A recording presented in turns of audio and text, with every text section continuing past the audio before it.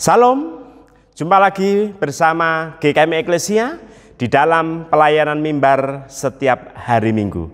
Saudara-saudara, kita akan mendengarkan firman Tuhan yang luar biasa yang akan memberkati kita sekalian. Namun terlebih dahulu, marilah kita bersama-sama kita berdoa, meminta bimbingan, minta pencerahan sekaligus pimpinan Tuhan Yesus, supaya kita bisa mendengarkan firman Tuhan dengan sungguh-sungguh.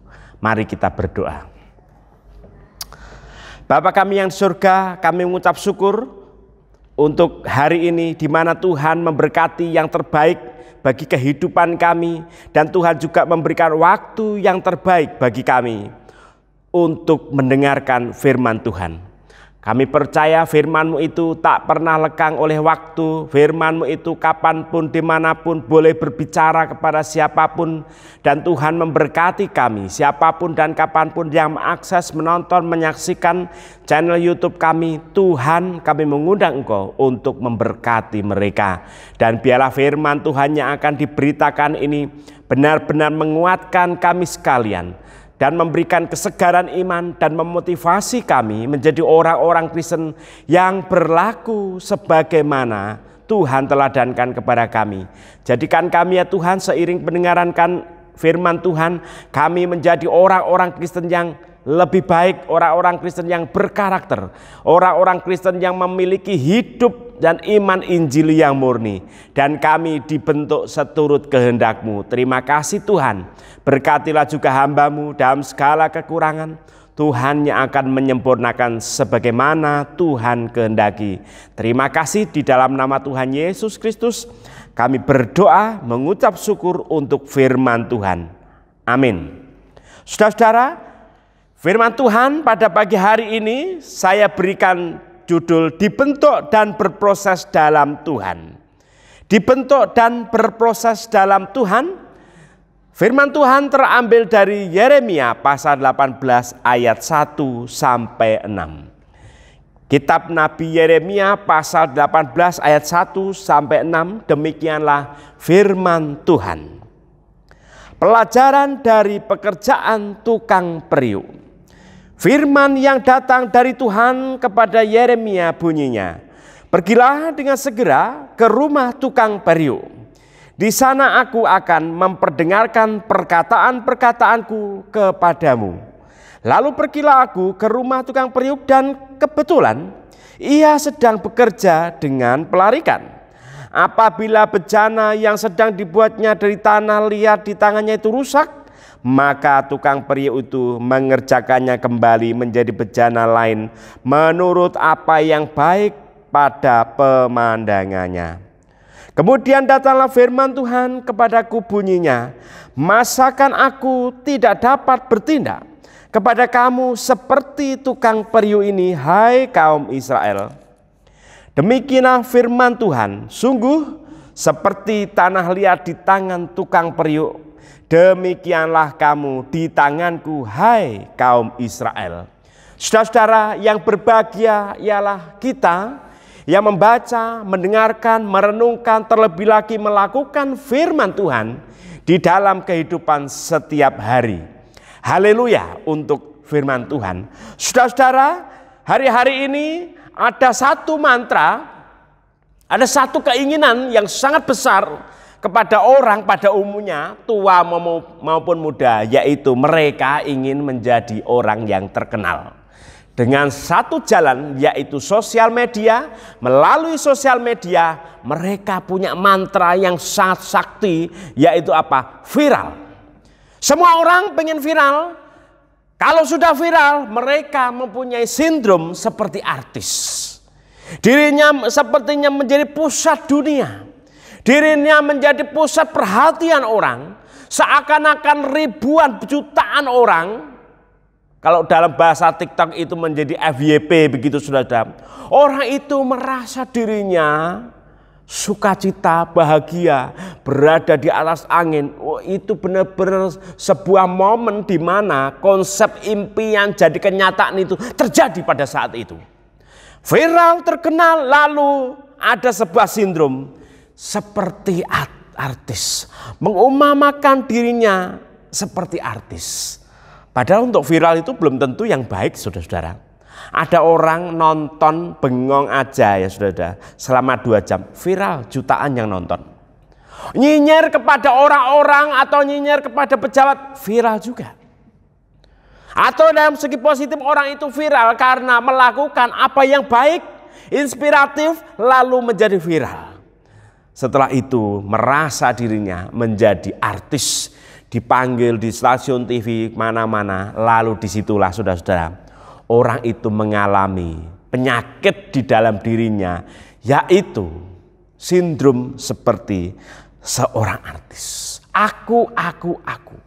Makanya ada seorang pakar psikologi yang mengatakan bahwa hari ini adalah me generation. Apa itu me generation? Sebuah generasi yang melakukan apapun juga, baik real, non-real maupun di dalam sosial media, semua tujuannya itu adalah ke aku. Me dan me, saudara-saudara. Seakan-akan dunia itu dipaksa untuk memperhatikan dirinya, inilah aku. Haus akan pengakuan, sekalipun sudah terkenal dengan berbagai cara itu, tetapi pengakuan itu terasa masih kurang. Sehingga hari-harinya itu seakan-akan dunia, seakan orang itu selalu ingin suruh memperhatikan dirinya. Me, lihat aku, this is me. Ya itulah disebut namanya me generation. Tetapi disinilah kita juga melihat ada sebuah problem bahwa manusia itu, orang-orang percaya juga terseret di dalamnya. Mereka itu seakan-akan tidak mau masuk di dalam proses di mana Tuhan sudah menyatakan di dalam Alkitab. Bahwa mereka itu adalah orang yang diciptakan sesuai gambar dan rupa Allah. Dan mereka itu berada di dalam tangan Allah. Dan mereka itu harus mengikuti proses dibentuk sedemikian rupa menurut rencana, kehendak dan rancangan Tuhan. Kalau orang itu sudah memperhatikan dirinya, dia akan melakukan apa saja tanpa menghiraukan apa yang Tuhan rencanakan.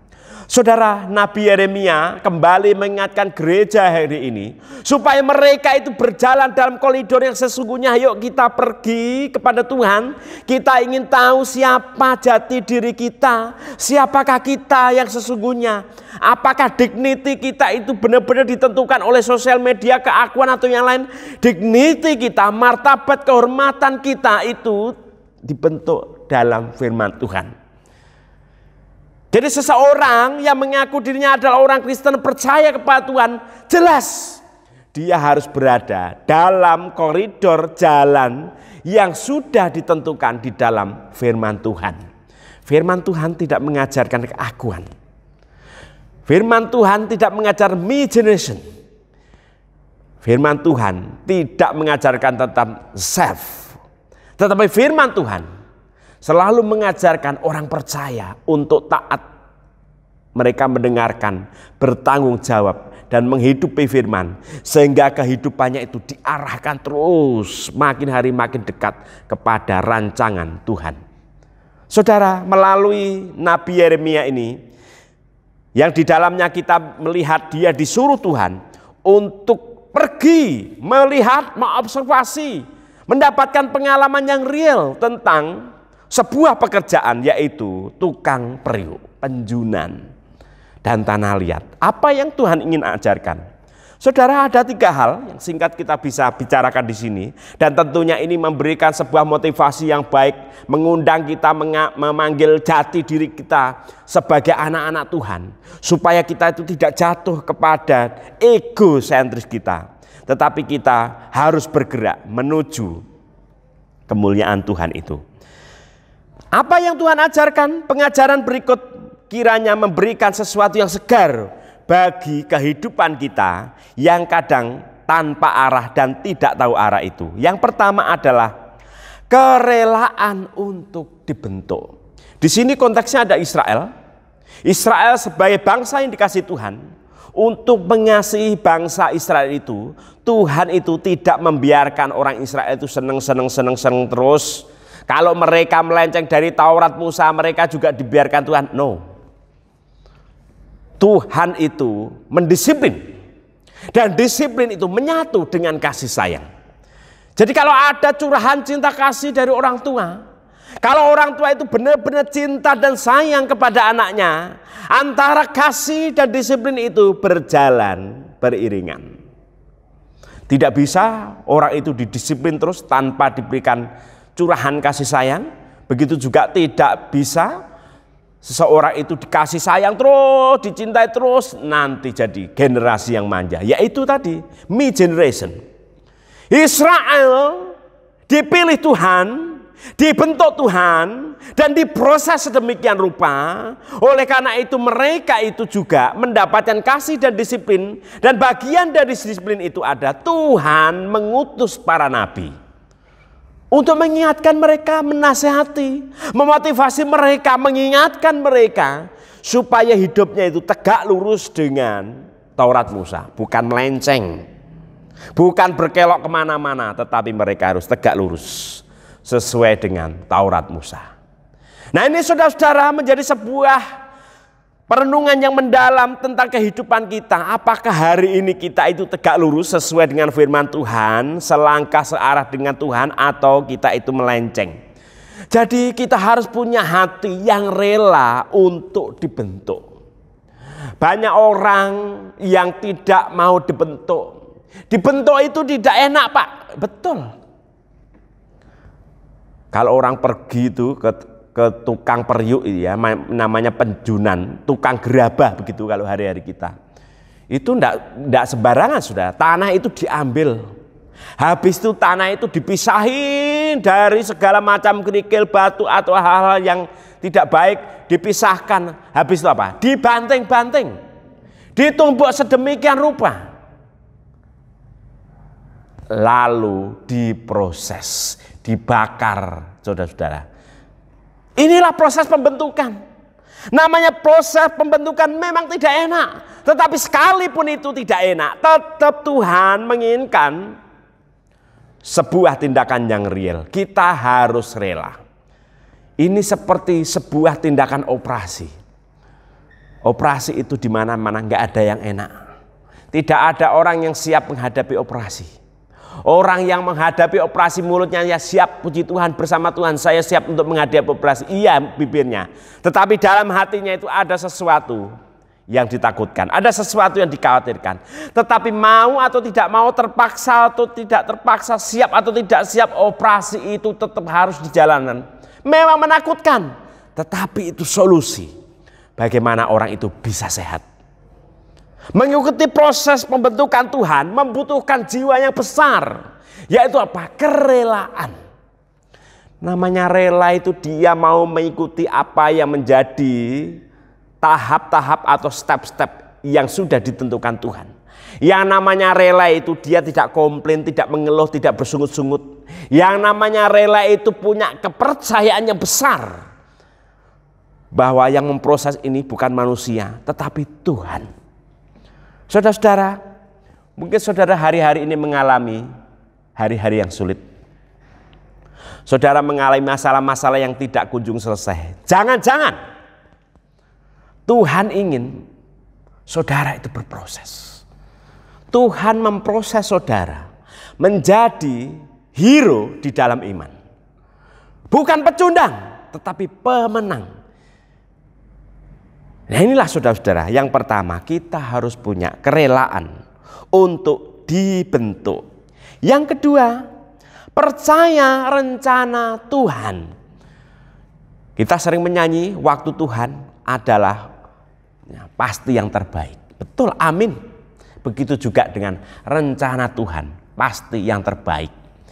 Untuk mengatakan Tuhan itu punya rencana yang terbaik di dalam hidup kita. Kita tidak sekedar itu sebuah ungkapan kosong, atau sekedar ikut-ikutan, atau sekedar kita itu ya kok tiba-tiba muncul ide yang baik begitu. Oh enggak, ada dasarnya. Di dalam pelajaran dari pekerjaan tukang periuk ini, Yeremia itu mengamati dengan detail bagaimana cara kerja orang yang dikatakan tukang periuk itu. Bahkan dia itu bisa tahu loh bahwa tukang periuk ini punya rencana yang baik gitu di dalam membentuk setiap periuk itu. Setiap gerabah yang dihasilkan itu pasti berfungsi dengan baik. Kalau di tengah-tengah itu tidak baik, dihancurkan lagi, dibentuk lagi sesuai dengan rencananya. Begitu juga Tuhan itu punya rencana yang indah bagi Israel. Israel akan dipakai Tuhan menjadi saluran berkat bagi bangsa-bangsa. Melalui Israel itu juru selamat yaitu Yesus Kristus itu lahir. Melalui Israel juga bangsa-bangsa itu menjadi sukacita. Tetapi mereka itu tampaknya tidak takut kepada Tuhan. Mereka itu tampaknya matanya kabur untuk melihat rencana Tuhan. Mereka justru melenceng, mereka tidak percaya pada rencana Tuhan. Padahal kita tahu rencana Tuhan itu pasti yang terbaik. Saudara-saudara, jangan kita mengeluh, jangan kita bersungut-sungut. Tetapi ingatlah, siapapun saudara yang menyaksikan, siapapun saudara yang sedang menonton hari ini, kapanpun saudara, percayalah keberadaan saudara itu bukan mengada-ada. Keberadaan saudara itu bukan apa adanya.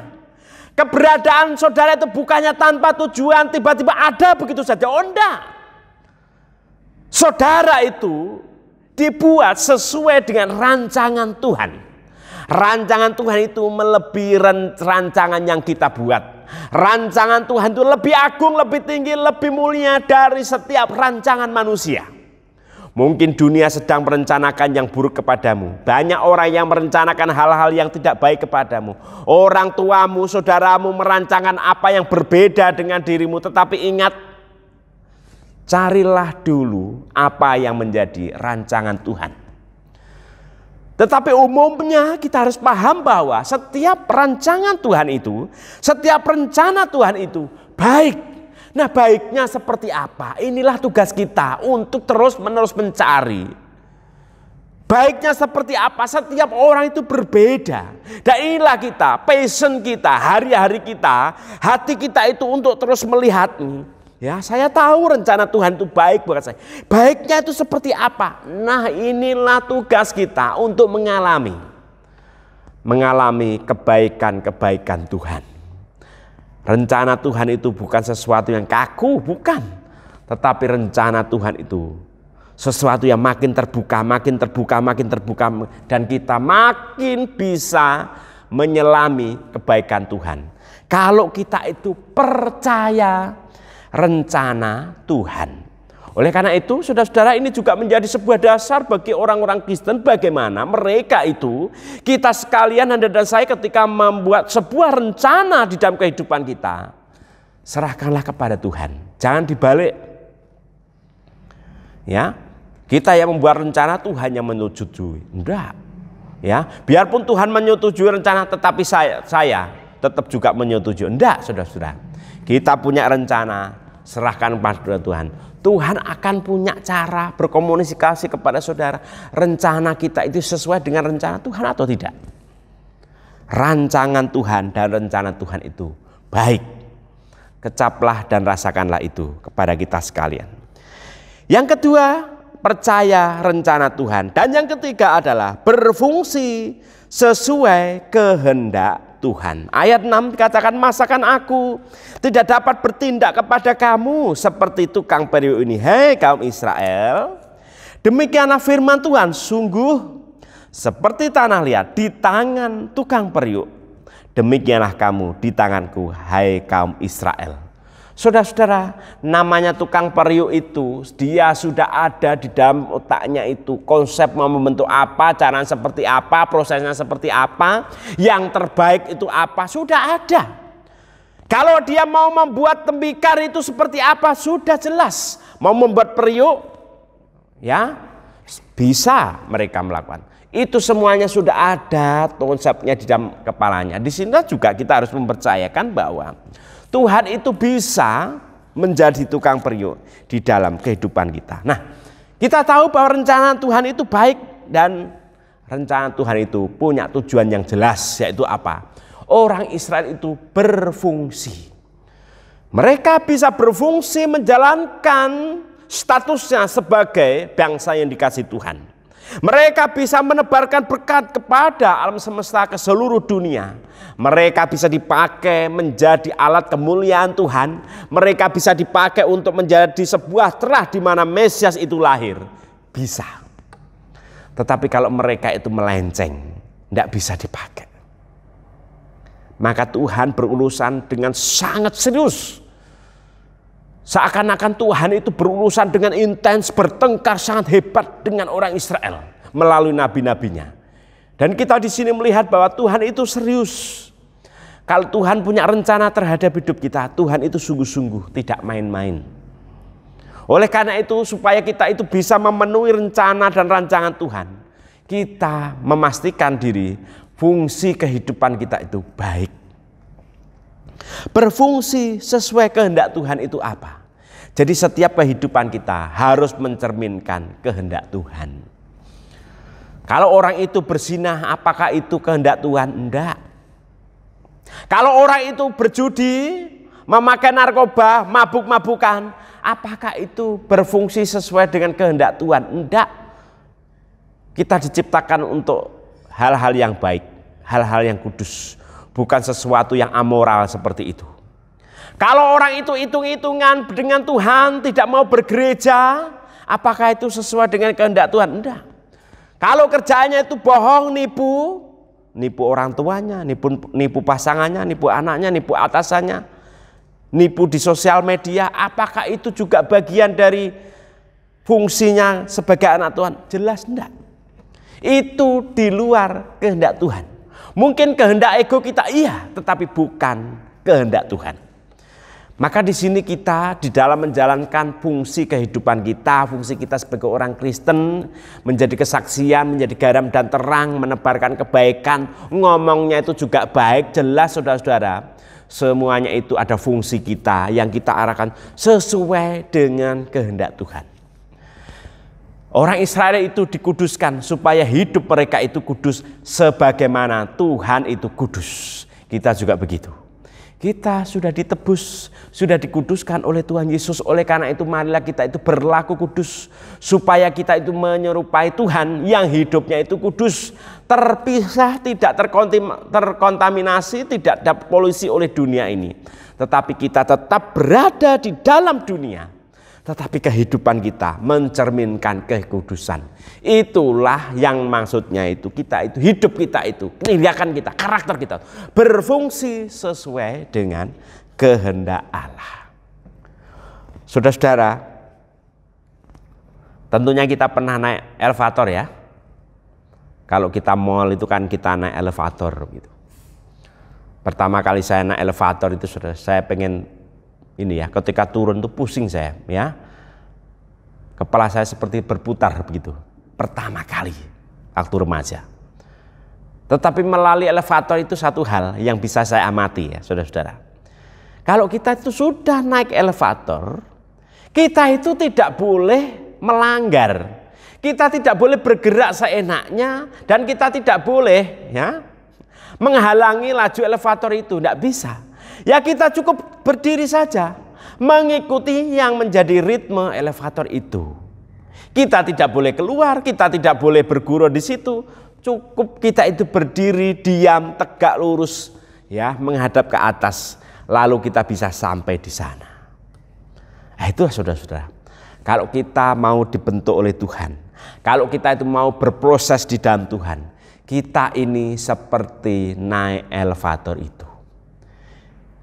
Kita duduk di situ, kita berdiri di situ, dan dia bergerak sesuai dengan ritme itu sampai ke atas. Di dalam Tuhan kita bisa mencapai hal-hal seperti itu. Dan biarlah firman Tuhan ini menguatkan kita. Mungkin saudara hari-hari ini sedang bergumul, jangan lupa saudara sedang dibentuk dan berproses di dalam Tuhan. Mungkin saudara hari ini sedang sukacita, gembira, bahagia. Saudara jangan lupa, teruslah berproses dan dibentuk di dalam Tuhan. Karena kita ini ada tanah liat Tuhan penjunan. Dan biarlah kehidupan kita itu dibentuk, diproses di dalam tangan Tuhan yang punya rencana yang baik dan luar biasa. Amin.